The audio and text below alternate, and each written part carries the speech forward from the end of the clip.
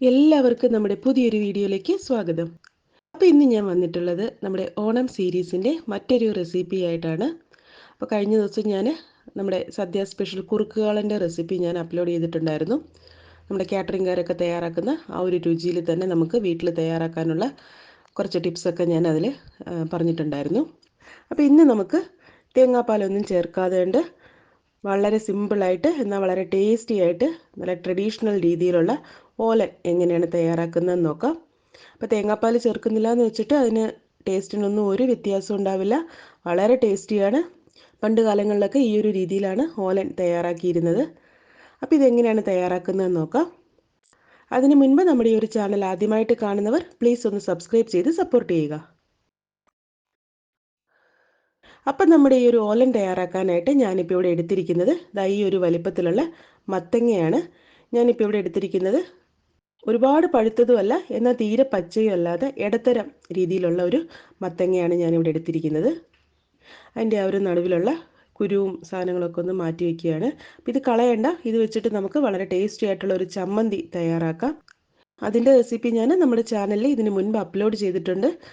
Link ഡിസ്ക്രിപ്ഷനിൽ കൊടുക്കാം, താല്പര്യമുള്ളവർക്ക് പോയി കാണാവുന്നതാണ്.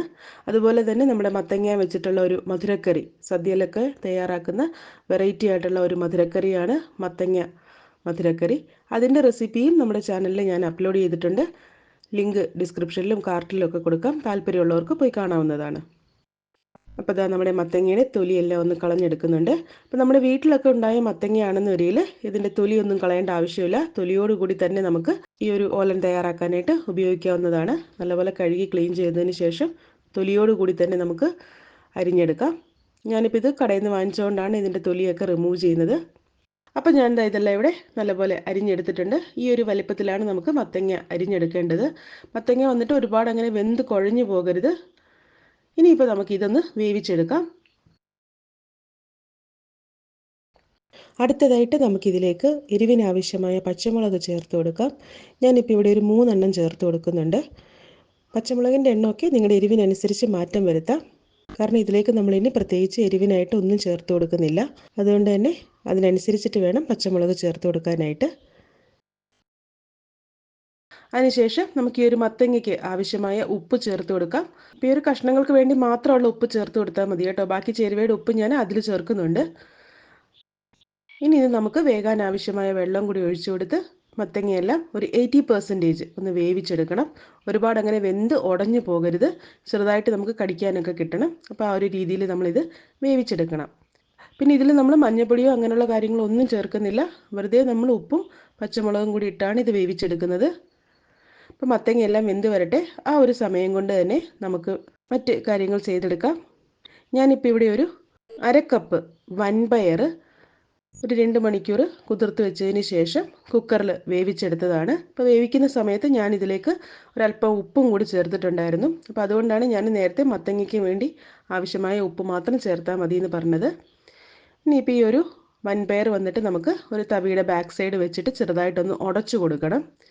അപ്പോൾ ഇങ്ങനെ ഉടച്ചു കൊടുക്കുന്നതുകൊണ്ട് തന്നെ നമ്മുടെ ഓലന് വേണ്ട ഒരു കൊഴുപ്പ് നമുക്ക് ഈ ഒരു വൻപയറിൽ നിന്ന് തന്നെ നമുക്ക് കിട്ടും. അപ്പോൾ അതിന് കൂടി വേണ്ടിയിട്ടാണ് ഞാനിത് ചെറുതായിട്ടൊന്ന് ഉടച്ചു കൊടുക്കുന്നത്. അപ്പോൾ ഇതാ നമ്മുടെ വൻപയറെല്ലാം ഞാനിവിടെ ആവശ്യത്തിന് ഉടച്ചു വെച്ചിട്ടുണ്ട്. മുഴുവനായിട്ട് ഉടച്ചിട്ടില്ല കേട്ടോ, ചെറിയ രീതിയിൽ നമുക്ക് കടിക്കാനൊക്കെ കിട്ടണം. ആ ഒരു സമയം കൊണ്ട് തന്നെ നമ്മുടെ മത്തങ്ങയും ഇവിടെ ആവശ്യത്തിന് വെന്ത് വന്നിട്ടുണ്ട്. ഇതാ കണ്ടില്ലേ, ഈ ഒരു രീതിയിൽ വേണം മത്തങ്ങയെല്ലാം വേവിച്ചെടുക്കാനായിട്ട്. ഇനി ഇതിലേക്ക് നമുക്ക് വേവിച്ച് വെച്ചിരിക്കുന്ന ആ ഒരു വൻപയറും കൂടെ നമുക്കിതിലേക്ക് ചേർത്ത് കൊടുക്കാം. അതിനുശേഷം നമുക്കിതിലേക്ക് കറിവേപ്പില കുറച്ചധികം ചേർത്ത് കൊടുക്കണം കേട്ടോ. കറിവേപ്പിലയൊക്കെ നമുക്ക് ഈ ഒരു വേകുന്ന സമയത്ത് അതിൻ്റെ ആ ഒരു രുചിയും കൂടി നമ്മുടെ ഈ ഒരു ഓലനിലേക്ക് വരണം. അതുകൊണ്ട് ഞാൻ ഈ ഒരു സമയത്ത് തന്നെ കറിവേപ്പില കുറച്ച് ചേർത്ത് കൊടുക്കുന്നുണ്ട്. ഇനിയിപ്പോൾ നമ്മുടെ വൻപയറിൽ ഉണ്ടായിരുന്ന ആ വെള്ളവും കൂടി ഒന്ന് വറ്റി നമ്മുടെ ഓലൻ വന്നിട്ട് ചെറുതായിട്ടൊന്ന് കുറുകി വരണം. അപ്പോൾ തേങ്ങാപ്പാലൊന്നും ചേർക്കുന്നില്ല എന്ന് വെച്ചിട്ട് നമ്മുടെ ഓലൻ്റെ ടേസ്റ്റിനൊന്നും ഒരു വ്യത്യാസം ഉണ്ടാവില്ല. വളരെ ടേസ്റ്റിയാണ്. ഇപ്പോഴും പല സ്ഥലങ്ങളിലും ഓലനൊക്കെ തയ്യാറാക്കുന്നത് ഈ ഒരു രീതിയിലാണ്. ഞാൻ ഈ ഒരു രീതിയിലും ഓലനൊക്കെ തയ്യാറാക്കാറുണ്ട്. അപ്പോൾ ഇതാ വൻപയറിലുള്ള വെള്ളമെല്ലാം ആവശ്യത്തിന് വറ്റി നമ്മുടെ ഓലൻ നല്ല കുറുകിയ പരുവത്തിൽ കിട്ടിയിട്ടുണ്ട്. അപ്പോൾ ഈ ഒരു രീതിയിൽ വേണം കേട്ടോ. മത്തങ്ങ എന്തെങ്കിലും ഒരുപാട് ഉടഞ്ഞു പോകരുത്, ചെറുതായിട്ട് ഇങ്ങനെ കടിക്കാനൊക്കെ കിട്ടണം. ഇനി ഇതിലേക്ക് നമുക്ക് അവസാനമായിട്ട് കുറച്ച് പച്ച വെളിച്ചെണ്ണ ഒഴിച്ചു കൊടുക്കണം. ഒരു 1 മുതൽ 1.5 ടേബിൾ സ്പൂൺ അളവിൽ പച്ച വെളിച്ചെണ്ണ ഒഴിച്ചു കൊടുക്കാം. അതിനുശേഷം നമുക്കിതിലേക്ക് കുറച്ച് ഫ്രഷ് ആയിട്ടുള്ള കറിവേപ്പിലയും കൂടി ഇട്ട് കൊടുക്കണം.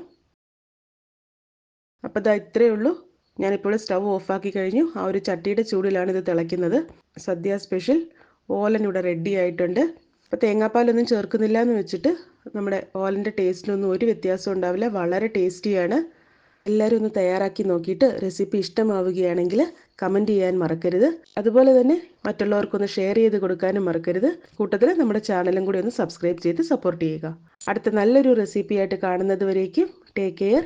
ബൈ.